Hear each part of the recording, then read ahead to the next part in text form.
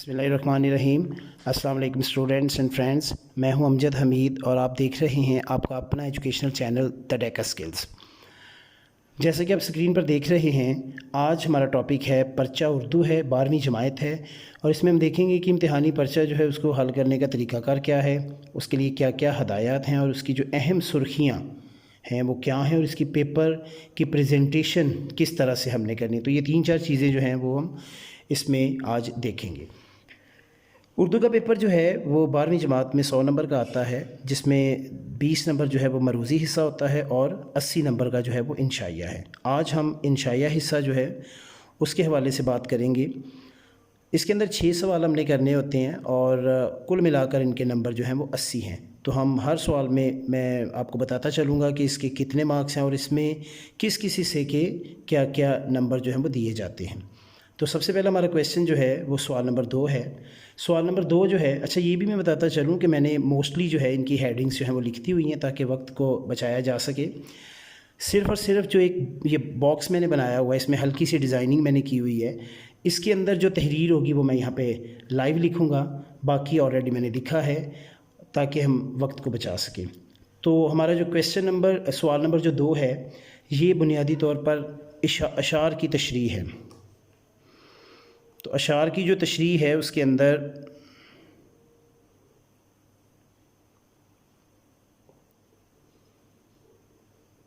2 चीज़ें हैं। उसमें हिस्सा नज़म भी है और हिस्सा गज़ल भी है।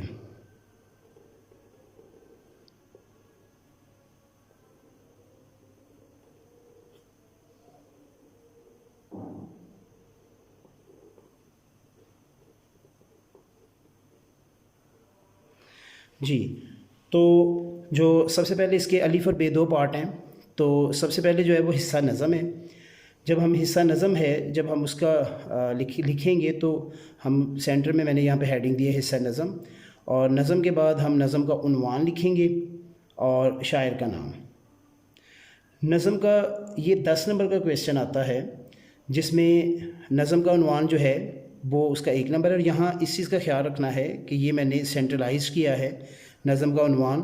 तो कोशिश ये करनी है कि जो भी नज़म का नाम हो वो यहाँ तक हमारा कवर हो सके और शायर का नाम भी इस मुनासबत से यहाँ तक आ जाए। तो नज़म के उन्वान का 1 नंबर है और शायर के नाम का 1 नंबर है। तो बेसिकली ये 10 नंबर का क्वेश्चन है। उसके बाद जो तशरीह है, ये क्योंकि 2 अशार हमने करने हैं तो 4 × 4, तो ये 8 नंबर तशरीह के होंगे। 1 नंबर नज़म का उन्वान है और 1 शायर का नाम। तो जब ये क्वेश्चन हमारा पूरा हो जाए तो उसके बाद हम यहाँ पर half line, question ending line जो है वो हम लगाएंगे। इसके बाद हम आगे बढ़ते हैं। इसका जो नेक्स्ट पोर्शन है वो नेक्स्ट पोर्शन जो है वो हिस्सा बे है और ये जो है ये गज़ल का हिस्सा है और गज़ल में हमने 3 अशार करने हैं। तो जो उसमें हमने करना है कि जो शायर है उसका नाम हम लिखेंगे। ये भी 10 नंबर का क्वेश्चन है। शायर के नाम जो है उसका 1 नंबर है। उसके बाद जो तीनों अशार होंगे उनकी जब हम तशरीह करेंगे तो 3 नंबर इसके, फिर दूसरे शेर की तशरीह के 3 नंबर और इसी तरह तीसरा जो शेर है उसकी तशरीह के भी 3 नंबर होंगे। तो इस चीज़ का भी ख्याल रखना है कि जब एक शेर की तशरीह, शायर का नाम, मफ़हूम, तशरीह मुकम्मल कर लें तो हम हाफ लाइन लगाएंगे। उसके बाद शेर नंबर 2 है वही प्रोसेस दोहराएंगे, फिर शेर नंबर 3 में भी हम जाके उसी प्रोसेस को दोहराएंगे। जब ये क्वेश्चन हमारा मुकम्मल हो जाए उसके बाद फिर हम क्या करेंगे कि क्वेश्चन एंडिंग लाइन जो है वो हम हाफ भी लगा सकते हैं और अगर आप चाहें तो ये फुल तक, जब क्वेश्चन ख़त्म हो तो आप फुल भी लगा सकते हैं। नेक्स्ट क्वेश्चन है, सवाल नंबर जो है वो 3 है हमारा। सवाल नंबर 3 में ये हमारा जो है सवाल नंबर 3 जो है ये बेसिकली अबारत की तशरीह है। अबारत की तशरीह जो है ये भी 2 अबारतें आएंगी जिनमें से एक की हमने तशरीह करनी है।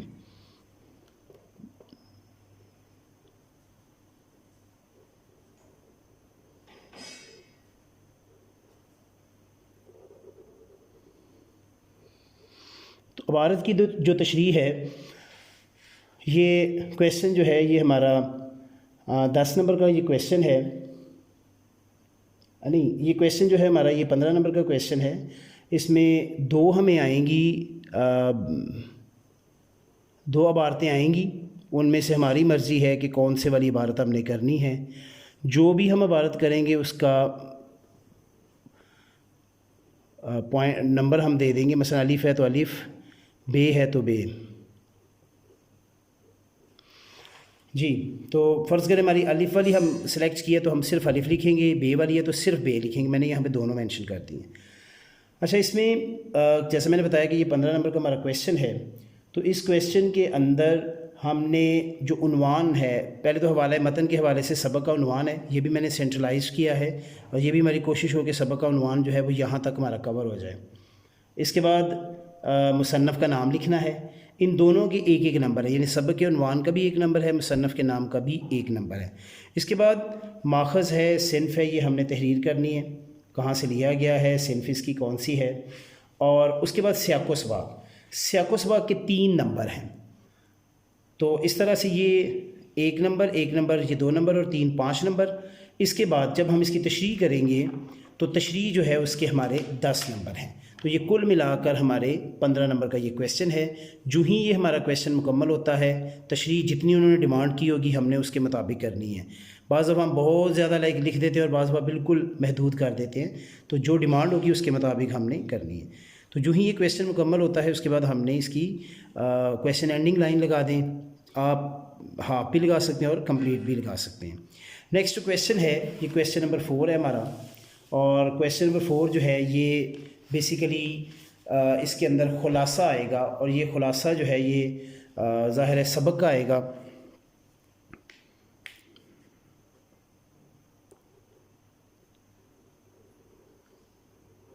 और इस खुलासा जो है इसके टोटल नंबर जो हैं ये 10 हैं।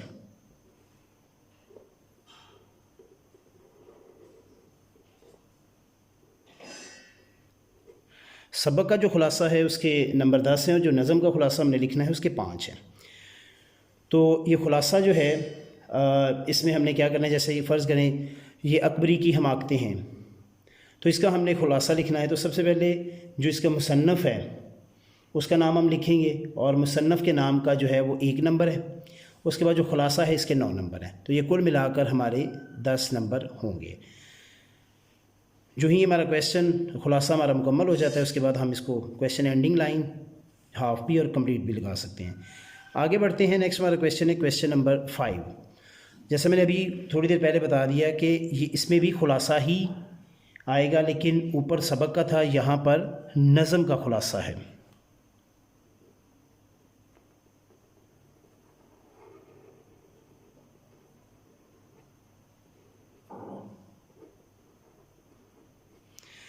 ये मैंने 2 तरह से खुलासा लिख दिया है। आप इस अंदाज से भी लिख सकते हैं और इस तरह से भी लिख सकते हैं। तो ये नज़म का खुलासा है और ये 5 नंबर का है। तो इसी तरह से आपने मसलन ये इस्लामी मसावात है फॉर एग्ज़ाम्पल, तो मैंने ये नज़म का नाम लिख दिया है। इसके आगे मैं क्या करूँगा, मैं शायर का नाम लिखूँगा। यहाँ पर आप देख सकते हैं कि शायर का नाम है और फिर उसका खुलासा है। याद रखिएगा ये 5 नंबर का खुलासा है। इसके अंदर बाज़ कहते हैं जी शायर का 1 नंबर होता है, शायर का नहीं है, वो खुलासे के ही 5 नंबर होते हैं, लेकिन अपने शायर का नाम ज़रूर लिखना है। तो जो ही ये मुकम्मल हो जाता है उसके बाद आप क्वेश्चन एंडिंग लाइन हाफ या कंप्लीट लगा लें। नेक्स्ट हम आगे बढ़ते हैं। आगे है क्वेश्चन नंबर 6। सवाल नंबर जो 6 है इसके अंदर 2 चीज़ें आती हैं और जो दोनों हैं, एक ख़त आता है या आप बीती आती है। तो अगर तो आपको ख़त आएगा, मैंने वैसे ये नीचे अलग-अलग हेडिंग लिख दी हैं, यहाँ पर मैं दोनों लिख देता हूँ। अगर आपको ख़त करना चाहते हैं तो आपने ख़त की हेडिंग दें, ठीक है। और ये मैंने एक सिंपल सा एक बॉक्स बनाया है, थोड़ा सा यूनिक भी लग रहा है।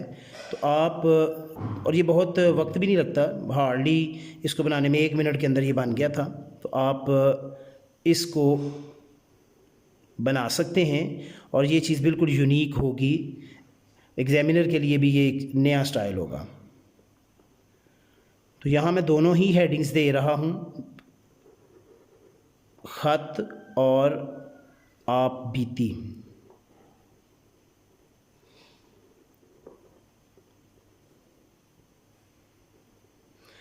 तो इस क्वेश्चन के भी 10 नंबर हैं, चाहे आप ख़त लिखें या आप बीती लिखें। ख़त लिखना है तो उन्वान लिखेंगे आप। फॉर एग्ज़ाम्पल ये है मुस्तकबिल के अज़ाइम से आगाह करने के लिए हम ख़त लिख रहे हैं। तो हमने उन्वान लिखा और तरीक़ाकार जो है वो इंशाल्लाह नेक्स्ट वीडियो के अंदर ये डिटेल से एक एक क्वेश्चन के तरीक़ाकार जो है और उसको पूरा लिख के करके तो इंशाल्लाह पेश करूँगा मैं।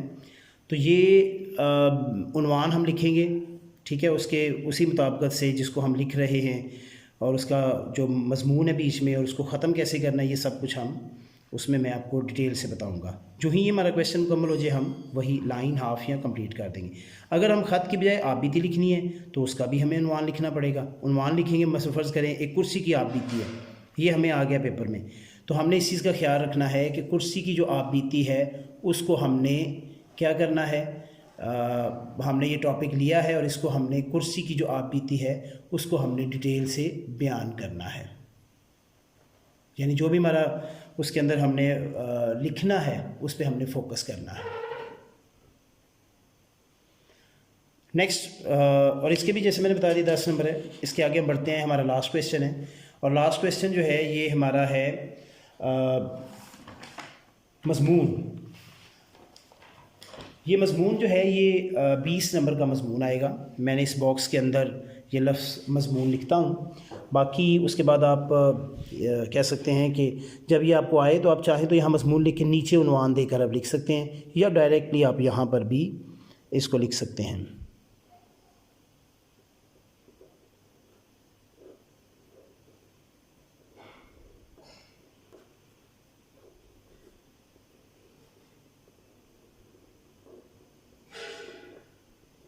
जी, तो ये मज़मून जैसे मैंने अभी बताया कि ये 20 नंबर का मज़मून है, तो इस पर ख़ास तवज्जो देनी है। ये 20 मार्क्स हैं और इसकी जो लेंथ है उसका भी ख़ास ख्याल रखना है।